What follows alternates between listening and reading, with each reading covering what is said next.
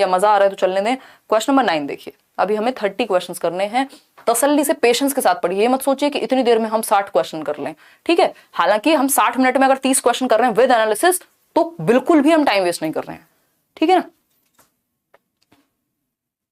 कोई कह रहा है जिसके ऊपर आप गुस्सा करेंगे क्या उसे भी लाइक करना पड़ेगा वीडियो को? हाँ, उसे भी करना पड़ेगा, ऐसा संविधान में लिखा है हमारे लेट्स लर्न के। देखिएगा, एक बार मजाक कर रही हूँ। देखिए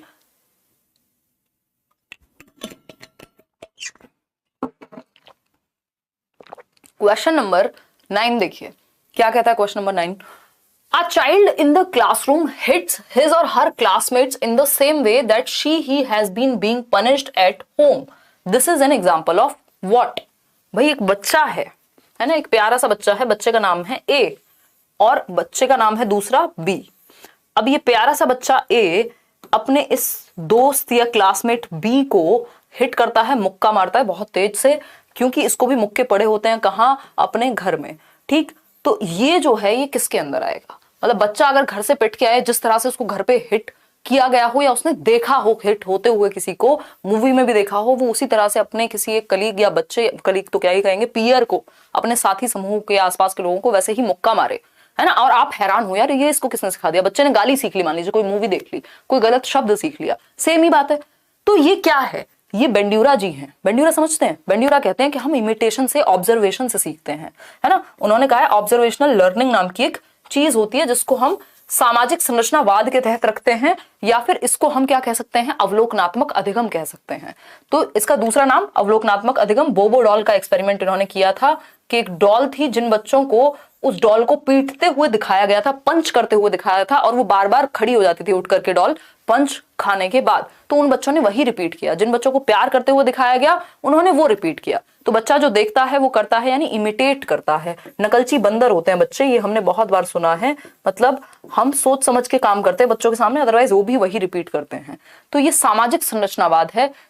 ये बेसिकली ऑब्जर्वेशनल लर्निंग है, सोशल लर्निंग थियरी SLT है, जिसको एल्बर्ट बेंड्यूरा ने दिया है। कंस्ट्रक्टिविज्म में तो पियाजे और वाइगोस्की हैं, वो इसकी बात नहीं कर रहे। सोशल कंस्ट्रक्टिविस्ट वो हैं जो कि वाइगोस्की हैं, ठीक। ह्यूमनिस्ट, ये तो ह्यूमनिस्टिक लर्निंग हो जाएगी, वो अब्राहम मैस्लो वाली। समझ पा रहे हो विनोद के नहीं? दिवाली की मिठाई ज्यादा खा लिया इसलिए ज्यादा एक्टिव लग रहे हैं। अच्छा, धन्यवाद। वैसे मिठाई की तो मैं ज्यादा शौकीन नहीं हूं, मैंने इधर उधर चिपका दिए वो डब्बे और जो भी चीजें आई थी क्योंकि कम ही खाई मैंने, मिठाई ज्यादा नहीं खाई, बट हाँ मजा आया, अच्छा लगा। देखिए क्वेश्चन नंबर 10 की बात करते हैं। A child centred classroom would, यानी कि एक बाल केंद्रित कक्षा कक्ष कैसा होगा? इन 5 ऑप्शंस में से आपको क्या लगता है जहां बच्चा सेंटर में है? बाल केंद्रित की हम आज की डेट में बात कर रहे हैं कि भैया बच्चे के लिए सिस्टम है, ना कि सिस्टम के लिए बच्चा है। तो बच्चे के इंटरेस्ट, उसके एप्टीट्यूड, उसके एटीट्यूड, उसके इंटरेस्ट के हिसाब से आप उसको पढ़ाइए, ना कि अपने हिसाब से, ठीक। तो उसके बच्चे को सेंटर में रखने वाले ऑप्शंस कौन से हैं ये पूछा है। पहला ऑप्शन है have provisioning for a lot of resources, यानी बहुत से संसाधनों का प्रावधान। चलिए कर सकते हैं आप संसाधन, स्कूल में अलग अलग चीजें डिफरेंट तरीके की ला सकते हैं, बात तो सही है ना, गलत तो नहीं कह सकते इसको। फिर आता है B option, B based on flexible grouping, यानी कि लचीलता समूहीकरण, यानी फ्लेक्सिबल होनी चाहिए ग्रुपिंग जो है। चलो ये बात भी सही लग रही है हमें, है ना। फ्लेक्सिबिलिटी होनी चाहिए, ग्रुप में बच्चे चेंज होते रहे, ऐसा नहीं है फिक्स 4 लोगों का ग्रुप बना दिया वही चलेगा। थर्ड ऑप्शन है use textbook as the only source of knowledge. ये बात याद रखिएगा, ये हिंदी इंग्लिश की पेडागोजी में भी आता है और यहां भी दिखेगा आपको। पाठ्य पुस्तक ज्ञान का एकमात्र आधार है ना। अगर हम शुद्ध भाषा में कहें तो पाठ्य पुस्तक सर्वो सर्वा नहीं है, ऑलमाइटी नहीं है, जो सब कुछ है ऐसा नहीं है, कोई जादू की झप्पी या छड़ी नहीं है कि पाठ्य पुस्तक में ही सब कुछ है।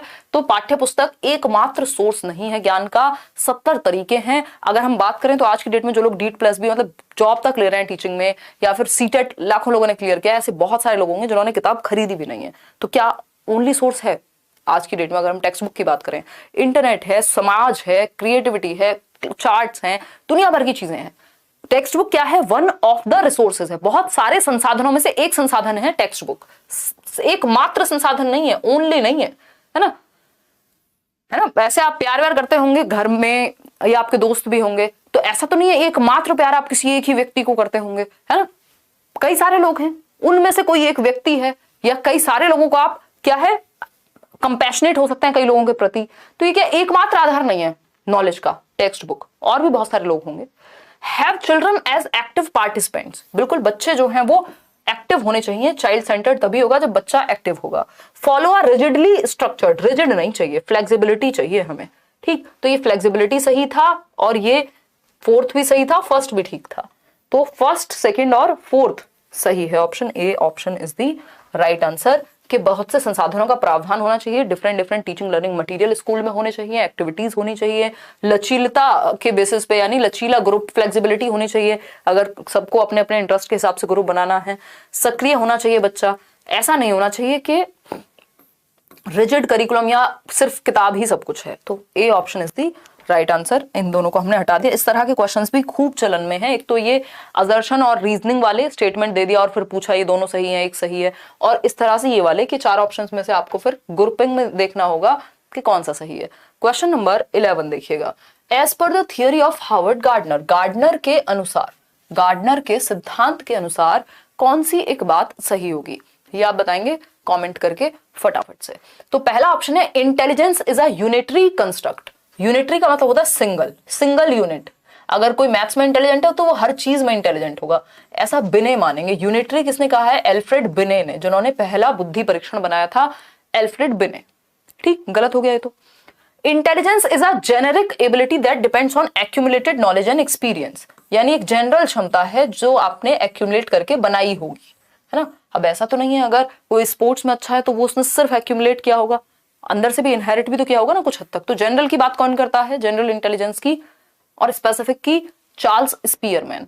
फिर आते हैं सी ऑप्शन पे। Intelligence can be categorised into 3 primary mental abilities, है ना। पहली बात तो ये 3 प्राइमरी मेंटल एबिलिटी का कोई कॉन्सेप्ट नहीं है, 7 है। पीएमए बोला जाता है इसको, थर्स्टन का 7 प्राइमरी मेंटल एबिलिटीज। एसपीएनवी डब्ल्यूएमआर से याद होगा आपको, पढ़ाया हुआ है, यूट्यूब पे भी कराया होगा कभी ना कभी, है ना। तो वो थर्स्टन की मेंटल एबिलिटीज हैं, 7 हैं वो, ठीक। फिर आगे बढ़ेंगे डी ऑप्शन पे। अब तो कुछ बचा ही नहीं, जब ये तीनों ही गलत हैं तो एक तो सही होना ही पड़ेगा एक ऑप्शन को। तो intelligence can be divided into several independent intelligences, each one of which has a unique biological basis. बहुत ही प्यारा सवाल। बुद्धि एक, ये हिंदी और इंग्लिश में इन्होंने गड़बड़ कर दी, हमारे टाइपिस्ट जी का कमाल है ये। हिंदी वाले इसको सी लगाइएगा और इंग्लिश वाले डी लगा लीजिएगा।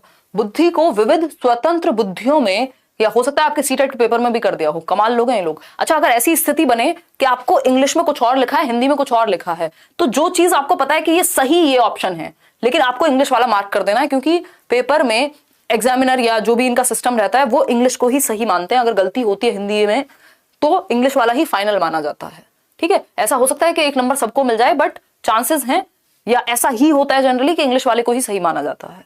तो बुद्धि को विविध स्वतंत्र बुद्धियों में विभाजित किया जा सकता है, जिसमें प्रत्येक का एक अद्वितीय जैविक आधार है ना। तो इसको समझेंगे एक बार। 8 प्रकार की बुद्धि की बात की है हार्वर्ड गार्डनर ने, डी ऑप्शन सही है। थोड़ा सा इसको समझना कि बायोलॉजिकली कैसे जुड़ा हुआ है ये। अगर हम बात कर रहे हैं हार्वर्ड गार्डनर की, ठीक है, हार्वर्ड गार्डनर ने, इनसे हर बार एक क्वेश्चन आता ही है और ये बहुत महत्वपूर्ण है बुद्धि के विषय में, क्योंकि आज के टाइम पे इन्हीं के इंटेलिजेंस को हम फॉलो करते हैं, ठीक है। अगर हम बात गार्डनर की कर रहे हैं, ठीक, इन्होंने एक बुक लिखी 1983 में, 1983 में इनकी एक बुक आई जिसको हम फ्रेम्स ऑफ माइंड बोलते हैं, ठीक। इसमें उन्होंने मल्टीपल इंटेलिजेंस की बात की, यानी बुद्धि जो है कोई 1 या 2 प्रकार की नहीं होती, कई प्रकार की होती है। यानी बुद्धि कोई एक सिंगल एंटिटी नहीं है, कई प्रकार से लोग बुद्धिमान हो सकते हैं। और आईक्यू को इन्होंने बिल्कुल नकार दिया, मल्टीपल इंटेलिजेंस की बात की। शुरुआत में 7 थी, फिर आज की डेट में आपको 9 भी मिल जाएंगी, कहीं कहीं ऐसे देखा जाए तो 12-13 भी हैं, बट एनसीईआरटी 8 फॉलो करती है, तो आपको 8 ही टाइप याद रखने हैं, है ना। जिसमें म्यूजिकल इंटेलिजेंस एक चीज होती है कि कुछ लोग म्यूजिक में बड़े एक्सेप्शनल होते हैं, जैसे AR रहमान, जैसे लता मंगेशकर जी, ठीक। कुछ लोग स्पोर्ट्स में बहुत अच्छे होते हैं, जैसे मिताली राज, जैसे विराट कोहली, ठीक, या साइना नेहवाल, ठीक। कुछ लोग लैंग्वेज में बहुत अच्छे होते हैं, जो लोग राइटर्स हैं या पोएम्स लिख रहे हैं, ठीक। इसके अलावा ऐसे ही अलग अलग प्रकार की 8 बुद्धि हैं। अब इन्होंने ये कहा है कि ये जेनेटिक बायोलॉजिकल बेस होता है हर एक टाइप की बुद्धि का। यानी मान लीजिए आपका एक्सीडेंट हो जाए तो आपके ब्रेन का मान लीजिए एक पार्ट अफेक्ट हुआ है, तो इस प्रकार की बुद्धि अगर आप में थी तो वो अफेक्ट हो सकती है, लेकिन बाकी चीजें ठीक काम करेंगी, ऐसा गार्डनर कहते हैं। ये क्वेश्चन पूछा जा चुका है पहले, ठीक है ना। तो कि जरूरी नहीं है कि आपका ब्रेन के एक पार्ट डैमेज होने से बाकी पार्ट्स काम करना बंद कर देंगे, या बाकी प्रकार की बुद्धि अगर आप में है तो वो खत्म हो जाएगी। तो ये बात गार्डनर की है कि बुद्धि कई प्रकार की हो सकती है, कोई सिंगल यूनिट नहीं है, बायोलॉजिकल बेसिस होता है, हर ब्रेन के अलग अलग भाग से चीजें होती हैं। तो D option is the right answer. Question number 12 देख लीजिए अब इसी बात पे। क्वेश्चन नंबर 12 कहता है to ensure assessment for learning, यानी किसी शिक्षक को सीखने का मूल्यांकन करने के लिए, कि असेसमेंट फॉर लर्निंग यानी लर्निंग अभी होनी है, आप सीख रहे हैं लेकिन आपसे कुछ क्वेश्चंस पूछ लिए टीचर ने, तो इसको आप कैसे देखेंगे। पहला ऑप्शन है make comparisons amongst students based on their goals. एक बात हम सिंपल याद रखेंगे, बच्चों में कंपेयर करना, कंपैरिजंस ड्रॉ करना, इससे घटिया बात कोई और नहीं है। आज की डेट में जो हमारी प्रोग्रेसिव पेडागोजी है, जो हम मॉडर्न तरीके से पढ़ाने की जब बात कर रहे हैं, तो हम बच्चों को कंपेयर नहीं करते, है ना, उनका आपस में कंपैरिजन नहीं करते, बच्चे का खुद से कंपैरिजन करेंगे कि आज से 6 महीने पहले आप कितना अच्छा कर रहे थे और आज कितना अच्छा कर रहे हैं। मैं इस बात को कंपेयर कर सकती हूँ एज अ टीचर, बट कि आप शर्मा जी के बेटे या वर्मा जी की बेटी से कितना अच्छा कर रहे हैं, ये कंपेयर करना गलत बात है। Analyse the work of each child and determine the gaps in their learning. ये बात सही है कि हर एक बच्चे के काम को आप क्या करें, एनालाइज करें, उसको टुकड़ों में बांट करके देखें, उसका विश्लेषण करें कि बच्चा कैसे सीख रहा है और गैप्स कहाँ है, कमी कहाँ है, उसको फुलफिल कैसे करेंगे। ये बात पॉजिटिव है। बच्चे के भलाई में जो ऑप्शन होता है वो बेस्ट ऑप्शन है, जो बच्चे की भले की सोचे, है ना, हमें बच्चे के भलाई में सोचना है हमेशा। Only give yes no questions. अब येस नो क्वेश्चंस में बच्चे की सोच, वो कैसे सोचता है, सीखता है, ये पता नहीं लगेगा, तो ये प्रॉब्लमेटिक है। डी ऑप्शन है test the recall capacity of children on a paper pencil test, यानी बच्चों की स्मरण शक्ति को पेपर पेंसिल टेस्ट के द्वारा ही जांचा जा सकता है, ये बात भी गलत है। हो सकता है कोई बच्चा डिस्कशन में, डिबेट में, स्पोर्ट्स में अच्छा हो और आप पेपर पेंसिल टेस्ट पे लगे पड़े हैं, है ना। अब आप सचिन तेंदुलकर को एकेडमिक्स स्कोर के हिसाब से अगर जांचा जाता, क्या उनको उसी हिसाब से रखा जाता, तो फिर तो वो इंटेलिजेंट कहलाते ही नहीं, या कभी हम उनकी क्षमताएं पहचान ही नहीं पाते। ठीक, जैसा कि एल्बर्ट आइंस्टाइन ने भी कहा है कि भैया अगर आप मछली को उसके उड़ने की क्षमता से नापेंगे तो जिंदगी गुजार देगी इस बात को सोचने में कि वो बेवकूफ है। ठीक, चलिए आगे बढ़ते हैं। तो B option is the right answer कि हर बच्चे का जो काम है उसको एनालाइज करना, गैप कहाँ है और कैसे